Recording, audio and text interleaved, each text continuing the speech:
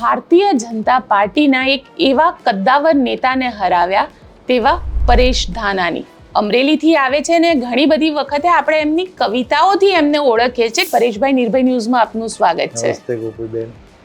પરેશભાઈ, આમ તો તમારી કોઈ પણ ટ્વીટ હોય, કોઈ પણ મુદ્દો હોય, દરેક વસ્તુની શરૂઆત કવિતાથી જ થાય છે. કવિ તો નથી, સામાજિક ક્ષેત્ર સાથે જોડાયેલો છું. સમાજની જે પીડા છે એને તળપદી શબ્દોમાં, ટૂંકા શબ્દોમાં વ્યક્ત કરવાની એક કળા કુદરતે આપી છે. અને રાજનીતિમાં આવવાનું કઈ રીતે વિચાર કર્યો, અને એ પણ સામે પુરુષોત્તમ રૂપાલા સામે લડવાનું હતું? કોઈ વ્યક્તિ હારતી કે જીતતી નથી, હારો હંમેશા અહંકાર હોય છે. અને મને લાગે છે કે ત્યારે પણ ભારતીય જનતા પાર્ટીમાં અત્યાર સુધી 79 જેટલા કોંગ્રેસના ધારાસભ્ય જતા રહ્યા છે. ક્યારેક તમારું મન પણ ડગ્યું હતું? આજકાલ સત્તામાં બેઠેલા લોકો એ પોતે મજબૂત થવાની, વિપક્ષને નબળો પાડી સામાન્ય માણસના અવાજને કચડવાનો પ્રયાસ કરી રહ્યા છે. હું હંમેશા કહેતો આવ્યો છું, વ્યક્તિઓ બદલવી એ તંદુરસ્ત લોકશાહીની નિશાની છે. તમે કહી રહ્યા છો કે વિપક્ષ પર વિશ્વાસ કરતા થયા છે, પણ જે નેતાઓ ભારતીય જનતા પાર્ટીમાં ગયા છે, તમારા લોકોના મિત્ર હતા, તમારે આજે પણ સંવાદના સંબંધ હશે, એ લોકો સાથે વાતચીત થાય છે તમારી, અને શું કહે છે? જાણતા અજાણતામાં ભૂલ કરનારા બધા લોકો જાહેરમાં બોલી પણ શકતા નથી, એટલે અમને કાનમાં આવીને કહી જાય છે કે અમારી જેવી હવે કોઈ ભૂલ ન કરે એની તમે ધ્યાન રાખો. એ લોકોને તો વોટ આપવા છે, પણ કોંગ્રેસ પાસે એ સક્ષમ નેતા જ નથી. ગુજરાતનો ઇતિહાસ છે, ભારતનો ઇતિહાસ છે. મુઠ્ઠીભર અંગ્રેજોની સામે મારા ને તમારા વડવાઓએ કેટલાય બલિદાન આપવા પડ્યા, કેટલાય દુઃખ સહન કરવા પડ્યા. એમ છતાં ગુજરાત વિધાનસભામાં સૌથી નાની ઉંમરમાં એન્ટ્રી કરવાવાળા અને 2002માં જેણે એક ભારતીય જનતા પાર્ટીના એક એવા કદ્દાવર નેતાને હરાવ્યા તેવા પરેશ ધાનાની અમરેલીથી આવે છે ને ઘણી બધી વખતે આપણે એમની કવિતાઓથી એમને ઓળખીએ છીએ, કારણ કે એ વિપક્ષ એટલે કે સત્તા પક્ષને પોતે જવાબ આપે છે, એક કવિતાના ફોર્મમાં આપે છે. એક કવિ હૃદય પણ છે અને રાજનેતા પણ છે. તેમની સાથે આજે ચર્ચા કરવાની છે. મારી સાથે અત્યારે સ્ટુડિયોમાં જોડાયા છે પરેશ ધાનાની. પરેશભાઈ, નિર્ભય ન્યૂઝમાં આપનું સ્વાગત છે. નમસ્તે ગોપીબેન. પરેશભાઈ, આમ તો તમારી કોઈ પણ ટ્વીટ હોય, કોઈ પણ મુદ્દો હોય, દરેક વસ્તુની શરૂઆત કવિતાથી જ થાય છે. ગોપીબેન, ટ્વિટરે ઓછા શબ્દોમાં વધુ વાત કહેવાની કળા વિકસાવી. અને હું માનું છું કે શબ્દોમાં જ ધાર હોય છે. એ વાત આપ બધા મિત્રોએ એ ટ્વીટોને લોકો સુધી લઈ જઈ અને સાબિત કરી દીધું, અમને પ્રોત્સાહિત કર્યા.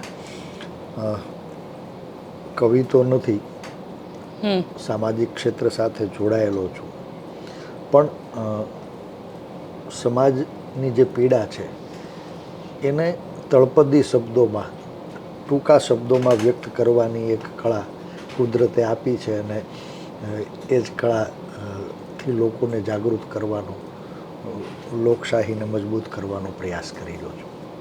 પણ પરેશભાઈ, એટલે કવિ તમે કહી રહ્યા છો કવિ નથી, પણ તમારામાં જે સટાયર હોય છે, એક કટાક્ષ હોય છે. આ કટાક્ષ અચાનક તો આવે નહીં, એટલે કંઈક આમ વિચારીને એને કઈ રીતે આવે છે? ગુજરાતી ભાષાની સમૃદ્ધિનો આ શ્રેષ્ઠ દાખલો છે. ગુજરાતી શબ્દકોશમાં તળપદી ભાષાના ઘણા બધા એવા શબ્દો છે, રૂઢિપ્રયોગો છે જે સ્થિતિનું ટૂંકા શબ્દોમાં મૂલ્યાંકન કરતા હોય છે.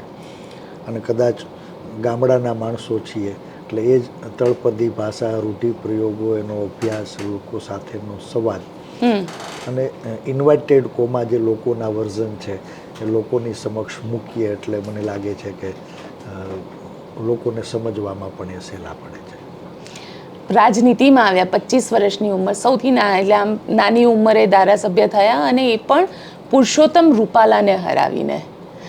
પુરુષોત્તમ રૂપાલા એ વખતે જેને કહી શકાય કે શિખર પર હતા, અને એમને હરાવવા ઇમ્પોસિબલ હતા. રાજનીતિમાં આવવાનું કઈ રીતે વિચાર કર્યો, અને એ પણ સામે પુરુષોત્તમ રૂપાલા સામે લડવાનું હતું? જાહેર જીવનમાં વ્યક્તિ મહત્વની નથી, ચહેરાઓ બદલતા રહે છે. કોઈ વ્યક્તિ આરતી કે જીતતી નથી. હારો હંમેશા અહંકાર હોય છે અને મને લાગે છે કે ત્યારે પણ સત્તાના અહંકારને અમરેલીના લોકોએ હાર આપી હતી અને આવતા દિવસોમાં પણ મને લાગે છે કે આજે સત્તામાં બેઠેલા લોકોનો અહંકાર વધ્યો છે તો લોકો આવતા દિવસોમાં એને હારનો સ્વાદ ચખાડશે. પણ એટલે રાજનીતિમાં આવવાનું કઈ રીતે વિચાર કર્યો? નક્કી હતું કે રાજનીતિમાં જ જવું છે? સ્કૂલ લાઈફમાં તો રેન્કર સ્ટુડન્ટ હતો, ગ્રેજ્યુએટ થયો હતો. શિક્ષણ કાળથી જ મિત્રો બનાવવાના શોખે ક્યાંય ને ક્યાંય સામાજિક કાર્યક્રમોની સાથે જોડ્યો અને એ જ સામાજિક કાર્યક્રમોની અંદર લોકોના આશીર્વાદે અકસ્માતે આ રાજનીતિના ક્ષેત્રમાં ધકેલો.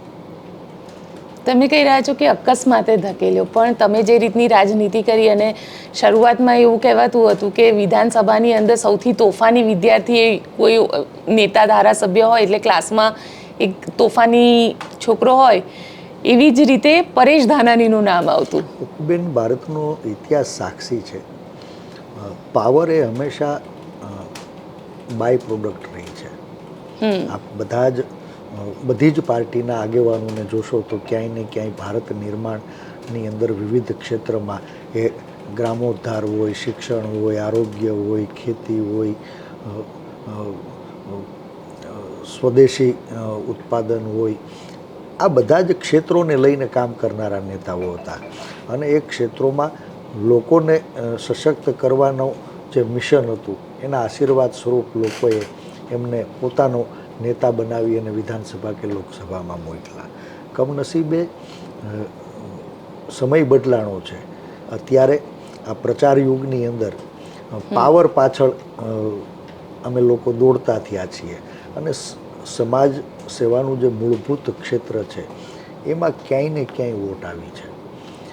હું તો આજ પણ સામાજિક ક્ષેત્ર સાથે જોડાયેલો છું ને મારો શોખ છે. સત્તા તો આવે ને જાય. સમાજના અંગ તરીકે તમારા સાથે જોડાયેલા, તમારી નજર પડે ત્યાં સુધી કોઈને હાથ લંબાવે તો એનું જીવન એક ડગલું આગળ ચાલતું હોય તો એ કામ આપણે જરૂર કરવું જોઈએ. એ કરતા રહીએ છીએ અને કદાચ એટલે જ અમરેલીના લોકોએ સામા પાણીએ તરી અને એક બિન રાજકીય ખેડૂત પરિવારના, મધ્યમવર્ગીય પરિવારના દીકરાને અમરેલીથી ગુજરાતમાં નેતૃત્વ કરવા માટે આશીર્વાદ આપ્યા હતા અને એ જ આશીર્વાદ અને પ્રસાદી સમજીને આજ પણ એ સેવાનો યજ્ઞ, સમાજ સેવાનો યજ્ઞ શરૂ રાખ્યો છે. તમે કહી રહ્યા છો કે શરૂઆત જે કરી હતી એ સમાજ સેવાથી શરૂઆત કરી હતી, પણ સમાજ સેવાથી તમે શરૂઆત કરી પણ રાજનીતિમાં પણ ધીરે ધીરે તમે જેને કહી શકાય કે એક લાંબો સમય સુધી રાજનીતિમાં રહ્યા, વિપક્ષના નેતા તરીકે રહ્યા. ભારતીય જનતા પાર્ટીમાં અત્યાર સુધી 79 જેટલા કોંગ્રેસના ધારાસભ્ય જતા રહ્યા છે. ક્યારેક તમારું મન પણ ડગ્યું હતું? બેન, હું હંમેશા કહેતો આવ્યો છું, વ્યક્તિઓ બદલવી એ તંદુરસ્ત લોકશાહીની નિશાની છે. વૈચારિક મતભેદોના પાયા ઉપર તો આ દેશની લોકશાહી ફલી ફૂલી અને ઉછળી હતી. એટલે વૈચારિક મતભેદો હોઈ શકે, પણ આજકાલ સત્તામાં બેઠેલા લોકો એ પોતે મજબૂત થવા નહીં, વિપક્ષને નબળો પાડી સામાન્ય માણસના અવાજને કચડવાનો પ્રયાસ કરી રહ્યા છે. લોકોને ગર્ભિત ધમકી આપી રહ્યા છે કે આપ અમારી સાથે રહો. તમે વિરોધમાં કોઈ નેતૃત્વને ચૂંટીને મોકલશો તો એને ડરાવી, ધમકાવી, લલચાવી, ફોસલાવી, કેસમાં ફસાવી, ઈડી કે CBIને મોકલી અને ભાજપનો ખેસ પહેરાવી દેશું. પછી તમે ક્યાં જશો? આજ લોકોને નેતા ચૂંટવા માટેનો જે અધિકાર મળ્યો હતો, ક્યાંય એ અધિકારને જૂટવવાનો ભારતીય જનતા પાર્ટી દ્વારા પ્રયાસ થયો અને એનું પરિણામ 2005માં નીમાબેન આચાર્ય સૌથી પહેલાં વંડી કૂદ્યા અને એની પાછળ આજ પર્યત 89 જેટલા ક્યાંય વિરોધ પક્ષના ધારાસભ્ય અને સંસદ સભ્ય કક્ષાના આગેવાનોને વટલાવવામાં ભારતીય જનતા પાર્ટી સફળ થઈ. માથા તો વાઢી ગઈ પણ મતદારોને રીઝવી શકી નથી, અને માટે એમ મતદારોનો પ્રેમ ન જીતી શકીએ એટલે મતદારોને ડરાવવા માટે સતત સત્તાનો દુરુપયોગ થઈ રહ્યો છે. લોકોનો પ્રેમ અને ઉપરવાળાના આશીર્વાદે આજ પણ અડીખમ લોકોની સાથે ઊભા રહેવાનો અવસર આપ્યો અને મને ખૂબ આનંદ છે. પણ તમને ક્યારેય કોઈ ઓફર આવી હતી કે ભારતીય જનતા પાર્ટીમાં જોડાઈ જાઓ, મંત્રી બનાવી દઈશું? કારણ કે તમારી સાથેના ઘણા બધા નેતા, એ કુંવરજીભાઈ હોય, જવાહર ચાવડા હોય કે અન્ય લોકો હોય, એ લોકોને ઓફર આવતી હતી અને એ લોકોએ સ્વીકારી પણ કરી. આ વ્યવસ્થામાં જે ભારતીય જનતા પાર્ટીએ જાળ બિછાવી લગભગ કોઈ બાકાત નહીં હોય, હું પણ નહીં. અચ્છા, તમને પણ ઓફર? પણ જાળમાંથી છટકવામાં અમુક માછલાઓ સફળ થતા હોય છે, અને એ પૈકીના અમે ગણ્યા ગાંઠા લોકો ખરા. પણ મને આનંદ થાય છે કે આ વ્યવસ્થાએ ક્યાંય વિરોધ પક્ષની અંદર તન અને મન વચ્ચે ભેદ હતો એવા કેટલાય લોકોને તારવી દીધા. આજ સરકારની સામે લોકોનો અવાજ બનનારા મુઠ્ઠીભર લોકો છે, પણ મને લાગે છે કે પાટલી ચોખ્ખી થઈ ગઈ છે. તન અને મનની એકાગ્રતાથી જ મહાભારત જીતી શકાય એનું શ્રેષ્ઠ દાખલો યુધિષ્ઠિરની ઘોષણા છે. મહાભારતના યુદ્ધ પહેલાં યુધિષ્ઠિરે ઘોષણા કરી હતી કે આ લડાઈ 5 ગામ માટેની નથી, આ લડાઈ અનીતિ સામે નીતિ, અધર્મ સામે ધર્મ અને અસત્યની સામે સત્યની લડાઈ છે. જે લોકોને લાગે કે નીતિ, ધર્મ અને સત્ય મારા પક્ષે છે એ બધાને યુધિષ્ઠિરે નોતરું આપ્યું હતું અને આજે હું પણ નોતરું આપું છું. અને યુધિષ્ઠિરે એ જ મહાભારતના યુદ્ધમાં ઘોષણા કરી હતી કે જે લોકો મારા પક્ષે હોય ને લાગતું હોય કે નીતિ, ધર્મ અને સત્ય એ કૌરવોના પક્ષે છે, તો થાવ ઊભા, જાવ એના મોરચે અને મારી છાતી ઉપર તીર ચલાવો. એટલે મને લાગે છે કે ઘણા લોકો સહસ્ત્ર કોટી સૈન્ય, સત્તા, ધનબળ, ક્યાંય અમુક ગોદી મીડિયાનો સાથ ડરી ગયા કે પાંડવોની ભેગા રહીને તો હણાઈ જશું, વિરોધ પક્ષમાં રહીને તો પૂરા થઈ જશું. આવા કેટલાય લોકો જે ડરી ગયા એ ઝૂકી ગયા. અમે ડર્યા પણ નથી અને ઝૂક્યા પણ નથી. આજ લોકો એ વિપક્ષ ઉપર વિશ્વાસ કરતો થયો છે, અને એ જ વિશ્વાસ મને લાગે છે કે આવતા દિવસોમાં સત્તા પરિવર્તન ની અંદર પરિવર્તિત થશે. તમે કહી રહ્યા છો કે વિપક્ષ પર વિશ્વાસ કરતા થયા છે, પણ જે નેતાઓ ભારતીય જનતા પાર્ટીમાં ગયા છે, તમારા લોકોના મિત્ર હતા, તમારે આજે પણ સંવાદના સંબંધ હશે, એ લોકો સાથે વાતચીત થાય છે તમારી અને શું કહે છે? મને દયા આવે છે એ બધાય મિત્રો ઉપર. રાજનીતિમાં કોઈ વ્યક્તિગત દુશ્મની હોતી નથી, લડાઈ વૈચારિક હોય છે. જાણતા અજાણતામાં ભૂલ કરનારા બધા લોકો જાહેરમાં બોલી પણ શકતા નથી, એટલે અમને કાનમાં આવીને કહી જાય છે કે અમારી જે બી હવે કોઈ ભૂલ ન કરે એની તમે ધ્યાન રાખજો. કારણ કે એ નેતાઓ, એટલે તમને ક્યારેય એવું ન થયું કે મારી સાથેના જે નેતાઓ છે, જે ભારતીય જનતા પાર્ટી જોઈન કરી તો મંત્રી બની ગયા, હું પણ મંત્રી બની જાઉં ને, જીવનમાં એકવાર મંત્રી બનવા મળે? હું બેન સ્પષ્ટપણે માનું છું પદ મહત્વનું નથી, પદને ન્યાય આપવા માટે તમારી સક્ષમતા એ મહત્વની છે. આજે કેટલાય લોકો મંત્રી બની ગયા હશે, કેટલાય લોકો મુખ્યમંત્રી બની ગયા હશે, પણ બધા જ ચિઠ્ઠીના ચાકર બની ભારતીય જનતા પાર્ટીએ ઊભી કરેલી વ્યવસ્થામાં કામ કરી રહ્યા છે. એના પોતાનો વ્યક્તિગત મત એ વ્યવસ્થાને લાગુ પડતો નથી. વ્યક્તિ તરીકે સજ્જન હોઈ શકે, પણ એવા સજ્જન લોકો પાસે પણ ક્યાંય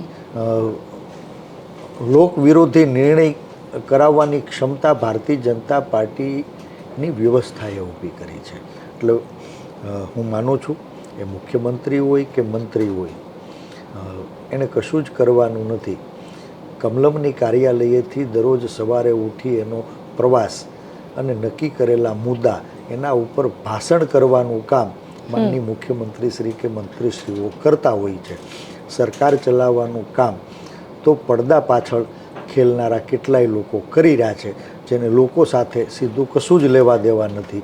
એટલે ક્યાંય લોકોની સમસ્યા વધે એવા સતત ઈરાદાપૂર્વક નિર્ણયો થાય છે, અને એનો ભોગ આજે સામાન્ય માણસ બની રહ્યો છે. આપ જુઓ છો બેન કે સતત 30 વર્ષ ઉપરાંતથી ભારતીય જનતા પાર્ટીનું શાસન હોવા છતાં ગુજરાતની અંદર આજે દરેક વર્ગના લોકો, દરેક ધર્મના લોકો, દરેક પ્રાંતના લોકો ક્યાંય ને ક્યાંય પીડાઈ રહ્યા છે.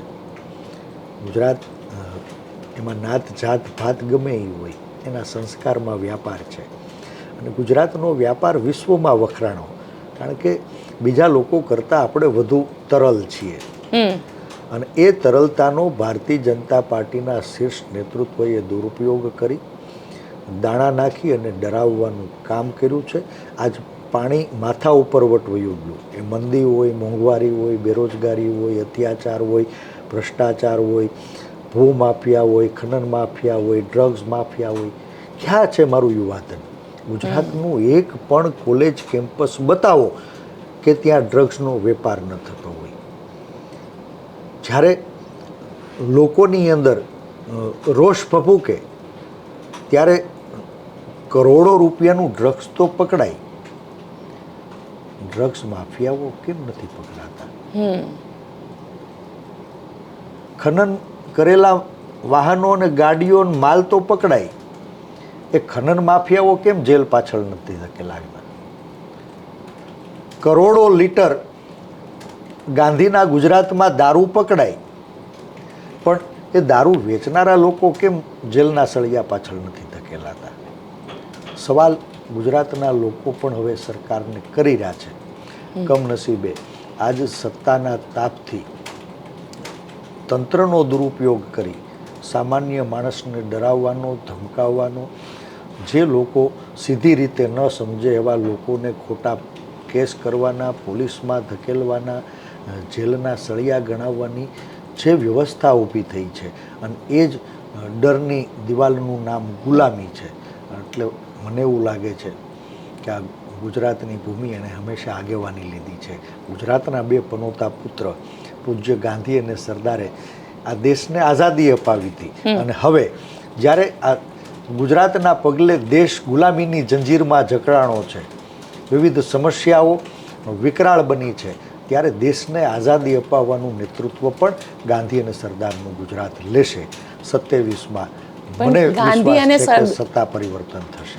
તમે કહી રહ્યા છો સત્તા પરિવર્તન થશે, ગાંધી અને સરદારનું ગુજરાત છે જેનું નેતૃત્વ લેશે, પણ અહીંયા તો સવાલ એ આવે છે કે સરદાર તો હવે ભારતીય જનતા પાર્ટીના થઈ ગયા છે. જે રીતે ભારતીય જનતા પાર્ટી પ્રેઝન્ટ કરે છે, ક્યાંક ને ક્યાંક કોંગ્રેસના નેતાઓ, કોંગ્રેસનો ઇતિહાસ છે એને ક્યાંક ભૂસાઈ રહ્યો છે. એ તો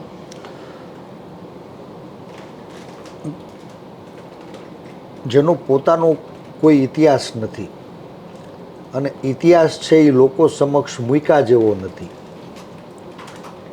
એ જ વિચારધારાના લોકો આજ દેશને ઘડનારા વિપક્ષના નેતાઓને નામે પોતાના રાજકીય રોટલા શેકવાનો પ્રયાસ કરે છે. ઘણા બધા દાખલાઓ છે, પણ ગુજરાતના પરિપ્રેક્ષ્યમાં હું વાત કરું તો આ એ જ લોખંડી પુરુષ સરદારનું ગુજરાત છે, આ એ જ શાંતિ, અહિંસા અને સત્યના પૂજારી પૂજ્ય ગાંધીનું ગુજરાત છે. પૂજ્ય ગાંધીના ગુજરાતમાં શાંતિ ક્યાં છે? વિધાનસભામાં પણ સાચું બોલાય છે ખરું? અને હિંસાના માર્ગે ક્યાંય રાજકીય રોટલા શેકવામાં સફળ થયેલા લોકો એ સરદાર સાહેબના નામે પોતાની સરકાર તો ટકાવી. યાદ કરો 17ના દિવસો, જય સરદાર ને જય પાટીદારના નારા લગાડનારા અમે લોકો.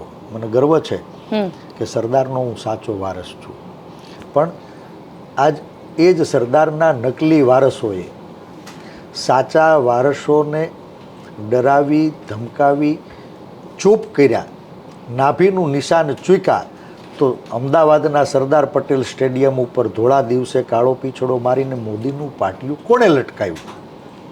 શું ગુજરાતના લોકો નથી જાણતા? સરદાર કોઈ નાત જાત ભાતના નહોતા બેન. એ તો એક કણબી કુળની કુખે જન્મેલ વલ્લભભાઈ પટેલ હતા. એને સરદારનું બિરુદ દેશના લોકોએ આપ્યું હતું. સરદાર એને કહેવાય જે સૌને નેતૃત્વ પૂરું પાડે, સૌની રક્ષા કરે, સૌની સુરક્ષા કરે, સૌની ચિંતા કરે, સૌને સાથે લઈ જોડવાનું કામ કરે. એક સાચા સરદાર હતા જેણે સૌને નેતૃત્વ પૂરું પાડ્યું, સૌને સાથે રાખી દેશને ઘડવાનું કામ કર્યું. અને એ જ સરદારના નામનો દુરુપયોગ કરી અને નકલી વારસદારો ક્યાંય દેશને તોડવાનું કામ કરી રહ્યા છે, વિભાજિત કરવાનું કામ કરી રહ્યા છે, ઝઘડા કરાવવાનું કામ કરી રહ્યા છે, ભાગલા પડાવવાનું કામ કરી રહ્યા છે. પાણી માથા ઉપર વટગ્યું અને લાગ્યું કે હવે સરદારના વારસો એ અવાજ ઉઠાવવાને લાયક નથી રહ્યા, તો મારા ને તમારા આ ગુજરાતના બાપ એવા સરદારના નામ ઉપર ધોળા દિવસે પીછડો મારીને મોદીનું પાટિયું શું કામે લટકાયું? એ ગુજરાત સારી રીતે જાણે છે. મને સંપૂર્ણ વિશ્વાસ છે. સવાલ નામનો નથી, સવાલ સ્વાભિમાનનો છે. એ ગુજરાતના સ્વાભિમાનનો સવાલ છે. અને ગુજરાતના સ્વાભિમાનને સત્તાના અહંકારે કચડવાનો પ્રયાસ કર્યો છે. ગુજરાત એના સ્વાભિમાનનું રક્ષણ કરવા સક્ષમ છે. એ સંદેશો આવતા દિવસોમાં ક્યાંય ગુજરાતના ગામડે ગામડેથી અવાજ ઊભો થશે એવો મને સંપૂર્ણ વિશ્વાસ છે. તમે કહી રહ્યા છો કે અવાજ ઊભો થશે, પણ આટલા વખતથી તો કોઈ નથી બોલી રહ્યું. સરદાર પટેલના નામને હટાવીને સ્ટેડિયમનું નામ નરેન્દ્ર મોદી સ્ટેડિયમ કરી દીધું, તોય કોઈ નથી બોલ્યું. 2017માં પાટીદાર આંદોલન થયું, કોંગ્રેસ સારી પરિસ્થિતિમાં આવી પણ જીતી ન શકી. ક્યાંક ને ક્યાંક જે પાટીદાર નેતાઓ આવ્યા હતા કોંગ્રેસની અંદર, એ પાટીદાર નેતાઓ અત્યારે ભારતીય જનતા પાર્ટીમાંથી ધારાસભ્ય છે. એટલે ક્યાંક સત્તા પણ એક હથ્થું થઈ ગઈ છે એવું નથી તમને લાગી રહ્યું કે કોંગ્રેસ કશું કરી નથી શકી રહી? કોંગ્રેસે જે કાઉન્ટર કરવા જોઈએ કાઉન્ટર પણ નથી કરી શકી રહી. કોઈ પણ આંદોલન એ લોકોની પીડા, લોકોની વેદનાનું પ્રતિબિંબ હોય છે અને એનો અવાજ બનનારા લોકો ચહેરા તરીકે ઉભરીને આવતા હોય છે. પણ જ્યારે લોકોની પીડા, લોકોની સમસ્યાઓને સત્તાના સ્વાર્થ માટે કચડવાનો પ્રયાસ થાય તો એનું પરિણામ પણ આવતા દિવસોમાં એ જ લોકોએ ભોગવવાનું છે. ક્યારેક સરકારની સામે બાયો ચડાવીને લડનારા કેટલાય નેતાઓ આજ બકરી બનીને ઘરે બેસી ગયા છે. હુંકારો પણ કરી શકતા નથી. જય સરદારને જય પાટીદારના નારા લગાવનારા લોકો 14 દીકરાઓને શહીદી ઓરવા માટે મજબૂર કરનારા લોકો બાપનું નામ સરદાર પટેલ સ્ટેડિયમમાંથી એની જ પાર્ટીએ ભૂસું કેમ સરકાર સામે સવાલ નથી કરતા? લોકો સૌને ઓળખી ગયા છે.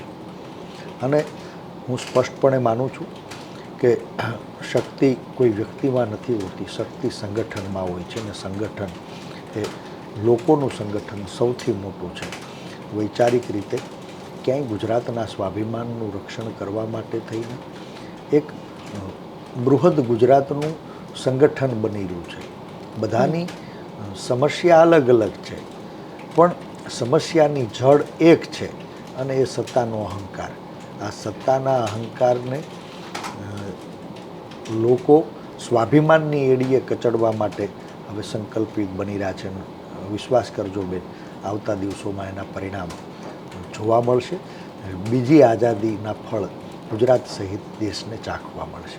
તમે કહી રહ્યા છો કે લોકો સંગઠિત થઈ રહ્યા છે, પણ અહીંયા સવાલ એ આવી રહ્યો છે કે લોકોને તો વોટ આપવા છે, પણ કોંગ્રેસ પાસે એ સક્ષમ નેતા જ નથી કે કોંગ્રેસ જે છે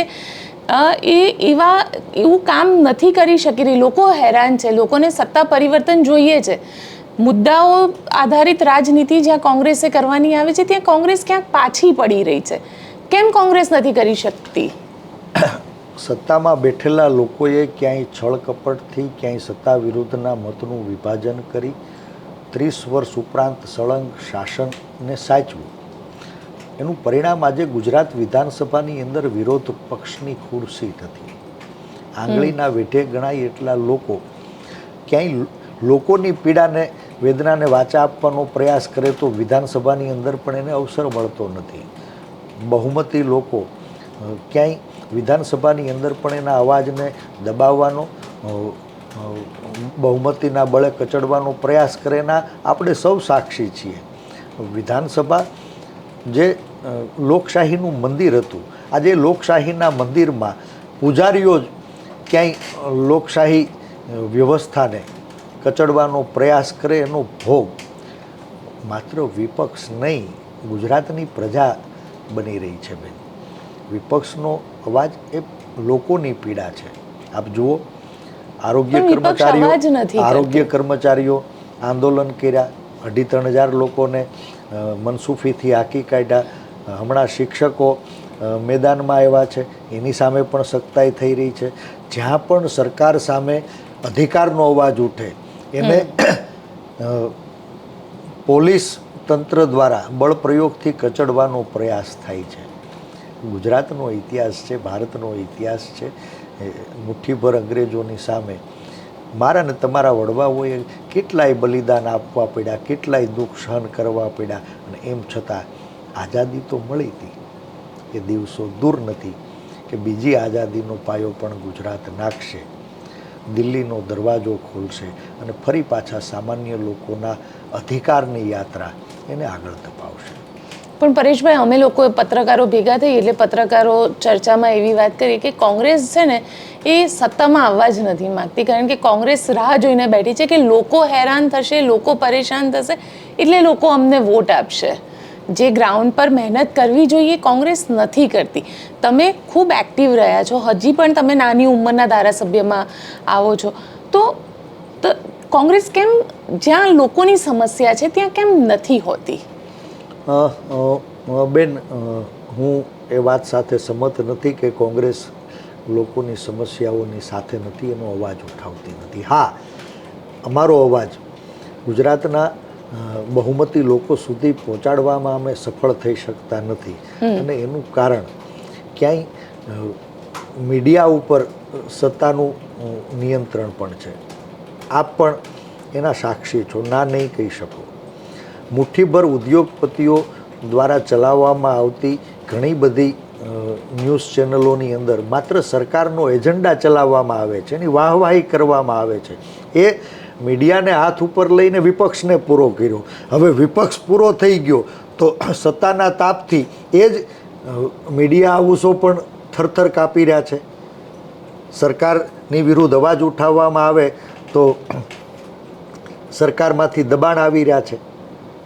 આજ જે પ્રિન્ટ મીડિયા હતું એના મહત્ત્વને ઘટાડવામાં આવ્યું, ઇલેક્ટ્રોનિક્સ મીડિયાનો ઉપયોગ થઈ ગયો, હવે એના મહત્ત્વને ઘટાડવામાં આવ્યું, અને હવે તો સોશિયલ મીડિયાની અંદર જેમ નિર્ભય ન્યૂઝ નિર્ભય બનીને અવાજ ઉઠાવી રહ્યું છે.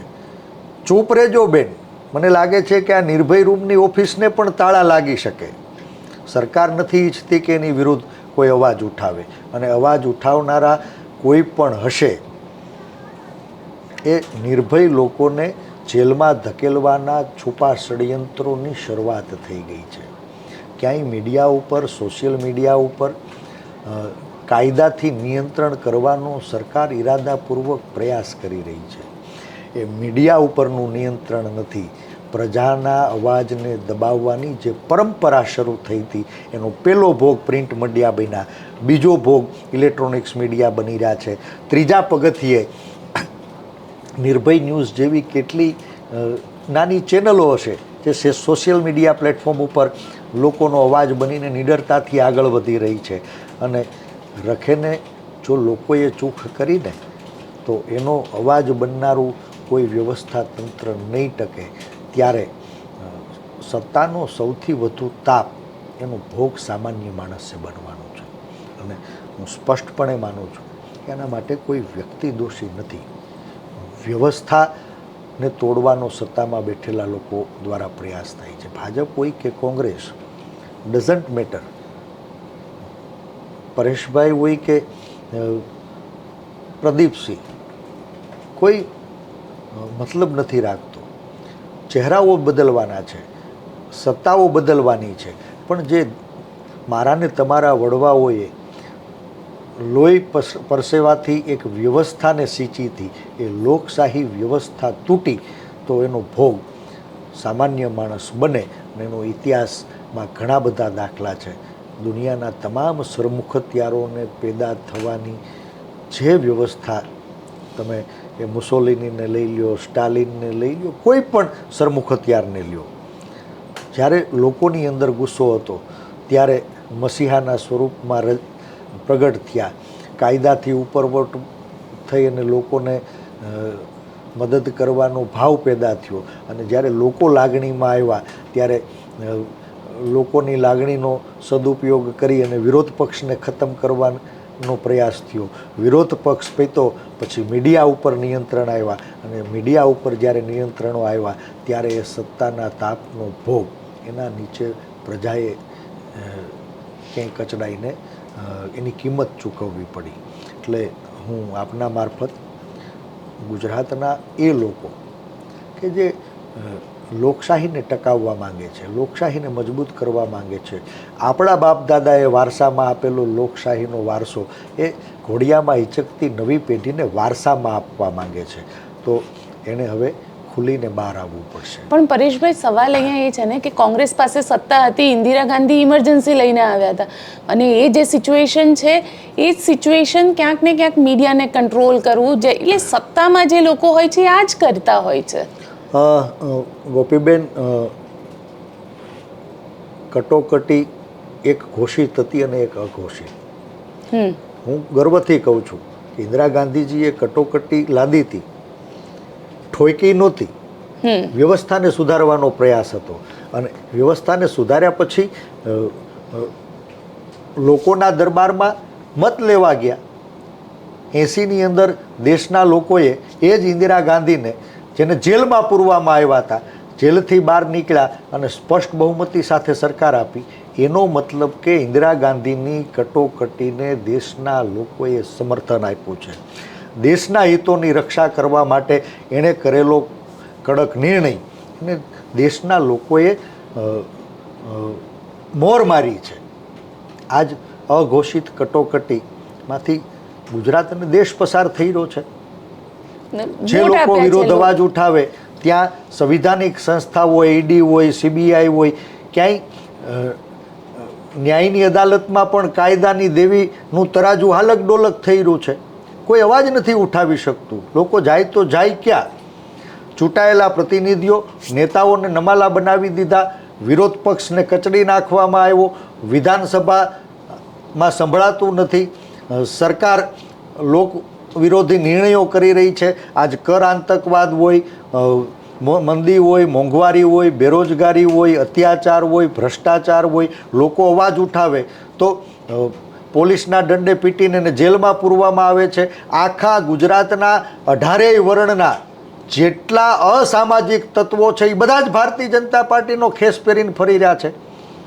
અને સરકારની સામે અવાજ ઉઠાવનારો કોઈ સામાન્ય માણસ હોય તો એને પણ રાષ્ટ્રદ્રોહી બનાવીને જેલમાં ધકેલી દેવામાં આવે છે. આ ગુજરાતના ગુનાઓનો ઇતિહાસ જુઓ. આપણે બધા એના સાક્ષી છીએ. તમે બધા લોકોનો અવાજ બન્યા. મારે અભિનંદન આપવા છે મીડિયાના મિત્રોને કે તમે સત્યને ઉજાગર કરવા માટે હજુ પણ સંઘર્ષ કરી રહ્યા છો. ક્યાંય ઉપરના નિયંત્રણો હશે, ક્યાંય ન્યૂઝ ચેનલના જે જમીની પત્રકારો છે એ સાચી વાતને લઈ અને તમારા સુધી પહોંચાડતા હશે, પણ ક્યાંય માલિકની મહેરબાનીથી મોદી સાહેબના ગાણા ટીવીની સ્ક્રીન ઉપર ગવાતા હશે.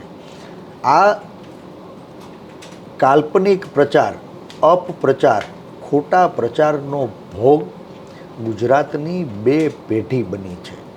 એક 25 વર્ષ નીચેનો યુવાન જે મા બાપ ઉપર નિર્ભર હોય, બજારના પ્રવાહોથી વંચિત છે, એ અપપ્રચારનો ભોગ બની અને ક્યાંય સત્તાનું સમર્થન કરી રહ્યો છે. અને એક ગૃહિણી મહિલા જે પુરુષ પ્રધાન સમાજ વ્યવસ્થામાં ઘરની 4 દીવાર વચ્ચે એનું જીવન છે, એ જ ટીવી અને સોશિયલ મીડિયાની અંદર થતા અપપ્રચારથી એનું બ્રેઇન વોશ કરવામાં આવી રહ્યું છે અને અપપ્રચારનો ભોગ બની બટન દબાવી રહ્યા છે. વિરોધમાં જેણે અવાજ ઉઠાવવો છે આવા લોકોના તો મતદાર યાદીમાંથી નામ પણ કાઢી નાખવામાં આવે છે, મતદાર યાદીઓ સાથે ગોલમાલ કરવામાં આવે છે. ભારતીય જનતા પાર્ટીના મુઠ્ઠીભર લોકો સવારે અમરેલીમાં મતદાન કરે, બપોરે ધારીમાં મતદાન કરે, રોંઢે રાજુલામાં મતદાન કરે, 5 વાગે મતદાનની પ્રક્રિયા પૂરી થાય એ પહેલાં સાવરકુંડલાના બૂથ ઉપર બેઠા હોય. આ બધા રેકર્ડ ઉપરના દાખલાઓ છે અને આખા દેશના વિપક્ષો આનાથી ચિંતિત છે. સવાલ સત્તાનો નથી, સવાલ વ્યવસ્થાને બચાવવાનો છે, સંવિધાનિક અધિકારોને આગળ ધપાવવાનો છે અને લોકોને લોકશાહી ઉપર વિશ્વાસ ટકી રહે એ માટે એ વ્યવસ્થાનું પુનઃનિર્માણ કરવું ખૂબ આવશ્યક બન્યું છે. અને રખેને આપણી પેઢી જો ચૂકી તો ઘોડિયામાં હિચકતા આપણા જ બાળકો મોટા થઈને ગોપીબેન મને પણ કહેશે, તમને પણ કહેશે કે બાપાઓ તમારા પ્રતાપે અમે ગુલામ પેદા થયા. આપણા બાપ દાદાઓએ તો એ ગુલામીની જંજીરમાં જકડાયેલા ભારતને આઝાદ અપાવવા માટે લોહી પરસેવો એક કર્યો, બલિદાનો ઓર્યા અને આઝાદીનો અહેસાસ કરાયો. ગુલામીને શિંગડા નથી હોતા, એનો અહેસાસ થાય છે. અને મને લાગે છે કે તમે જ્યારે સાચી વાત તમે ચૂંટાયેલા પ્રતિનિધિઓ, તમે ચૂંટેલી સરકાર સામે ન કરી શકો તો આને અઘોષિત કટોકટી કહેવાય. અને એ અઘોષિત કટોકટીના કાળમાંથી ગુજરાત તો ક્યારનું પસાર થઈ રહ્યું છે. આજ એ જ રસ્તે દેશને પણ ક્યાંય ને ક્યાંય ગુલામ બનાવવાનું ષડયંત્ર રચાઈ રહ્યું છે. અને એ દેશ ફરી ગુલામ બને એ પહેલાં આપણો વારસો આગળ ધપાવવાની આગેવાની પહેલી આઝાદીની લડાઈમાં પણ ગાંધી અને સરદારના ગુજરાતે લીધી હતી અને બીજી આઝાદીની લડાઈનો પાયો પણ મને લાગે છે કે ગાંધી અને સરદારના ગુજરાતમાં નખાશે.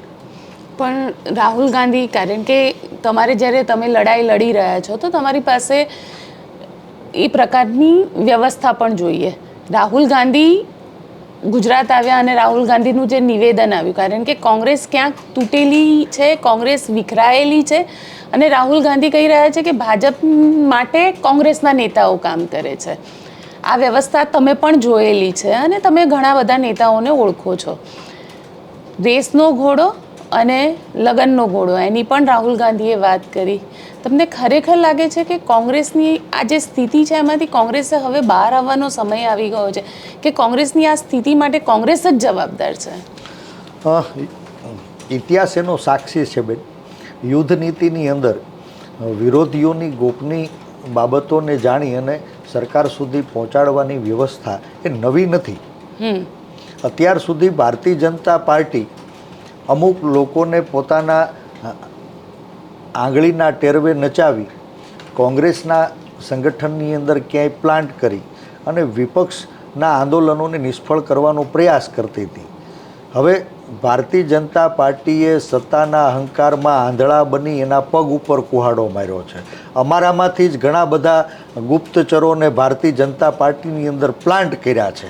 એટલે હવે ભારતીય જનતા પાર્ટીની અંદર ઉકળતો ચરુ છે એની રજે રજની માહિતી અમારા સુધી પહોંચે છે. એટલે હું કહું છું કે કોંગ્રેસની અંદર આજે જે કાર્યકર્તા, જે નેતા 30-35 વર્ષના શાસનથી વિરુદ્ધ લડીને ટેકા છે, આ બધા લોઢાના મીંદડા છે. જેની પૂંછડી દબાતી હોય એવા બધા તો બેન વંડી ઠેકીને વયા ગયા.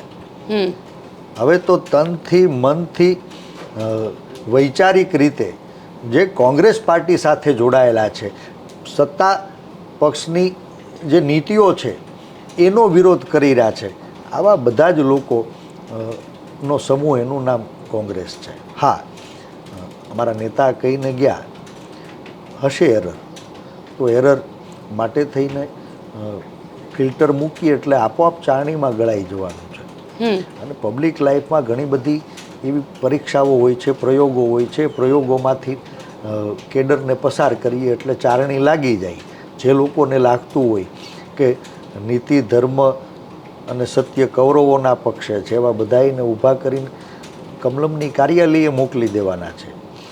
જે લોકો અમારા પક્ષે છે ને એને લાગતું હોય કે સહસ્ત્ર કોટી સૈન્ય ભારતીય જનતા પાર્ટી પાસે છે, મોટા યોદ્ધાઓ એની પાસે છે, કરોડો રૂપિયાનું કાળું ધન ભારતીય જનતા પાર્ટી પાસે છે અને એ જ સત્તા ટકાવવાના છે. તો આવા નબળા મનના લોકો બેન તન અહીંયા ને મન ન્યા હોય તો એ કાંઈ કામના નહીં. એવાને હું બે હાથ જોડીને કહું છું, બાપ અમારે કાઢી મૂકવા નહીં કરતાં હાથે ઊભા થઈને વયા જાઓ, સામે મોરચે જઈને અમારી છાતી ઉપર તીર ચલાવો. અમે લડવા તૈયાર છીએ અને સંપૂર્ણ વિશ્વાસ છે. મુઠ્ઠીભર લોકો છીએ, ટોળું તમારું મોટું હશે, પણ ગુજરાતના લોકો અમે ટીમ બની અને આ આઝાદીની લડાઈને લડવાના. મહાભારતમાં પણ સત્ય, નીતિ અને ધર્મનો વિજય થયો તો પાંડવોનો વિજય થયો તો. ભલે અમે મુઠ્ઠીભર લોકો રહ્યા, પણ અમે જ જીતવાના. ચલો, આશા રાખીએ તમે જે રીતે કહી રહ્યા છો 27ની ચૂંટણીને તો હજી વાર છે, પણ 27ની ચૂંટણી પહેલાં કોંગ્રેસ કમસે કમ એ રેસના ઘોડાના ફોર્મેશનમાં આવી જાય. અમારી સાથે જોડાયા પરેશભાઈ, એના માટે આપનો ખૂબ ખૂબ આભાર. Thank you Gopiben. તમારો અને નિર્ભય ન્યૂઝ નિર્ભય બની ગુજરાતના સામાન્ય માણસનો, પીડિત માણસનો અવાજ ઉઠાવી રહ્યું છે. તમને હૃદયથી અભિનંદન પાઠવું. તો આપને અમારો રિપોર્ટ કેવો લાગ્યો કોમેન્ટ બોક્સમાં ચોક્કસથી લખીને જણાવજો અને અમારી ચેનલ નિર્ભય ન્યૂઝને લાઇક, શેર અને સબસ્ક્રાઇબ કરવાનું ભૂલશો નહીં.